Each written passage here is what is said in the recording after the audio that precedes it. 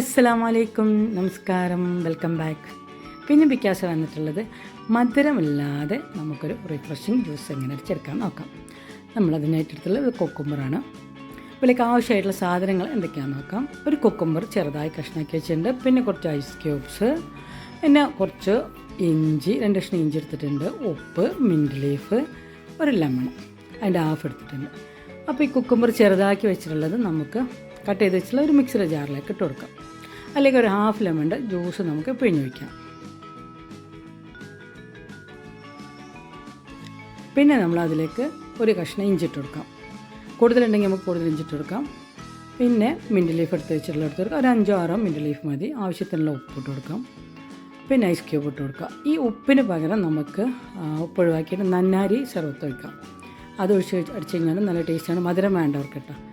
അതിന് മിക്സിയിലിട്ട് നന്നായിട്ട് അടിച്ചെടുത്ത് കൊണ്ടുവരാം. ഇനി നമുക്കിതൊരു ഗ്ലാസ്സിലേക്ക് സെറ്റ് ചെയ്ത് വെക്കാം. അപ്പോൾ ആദ്യം ഗ്ലാസ്സിലേക്ക് കുറച്ച് ഐസ് ക്യൂബ് ഇട്ട് കൊടുക്കുക. പിന്നെ കുക്കുമ്പറിൻ്റെ കുറച്ച് പീസസും കൂടെ ഇട്ട് കൊടുക്കുക. അതിനുശേഷം നമ്മൾ അടിച്ച് വെച്ചുള്ള ജ്യൂസ് അരിച്ചെടുത്തിട്ടുള്ളത് അതിലേക്ക് ഒഴിച്ചു കൊടുക്കുക. അപ്പോൾ എല്ലാവരും ഒന്ന് ട്രൈ ചെയ്ത് നോക്കുക. നല്ലൊരു റിഫ്രഷിങ് ഡ്രിങ്കാണ്. മധുരമില്ലാതെ കഴിക്കാൻ ഇഷ്ടപ്പെടുന്നവർക്കൊക്കെ പറ്റിയ നല്ലൊരു ഡ്രിങ്കാണ് കേട്ടോ. അപ്പോൾ ഒന്ന് ട്രൈ ചെയ്ത് നോക്കാം.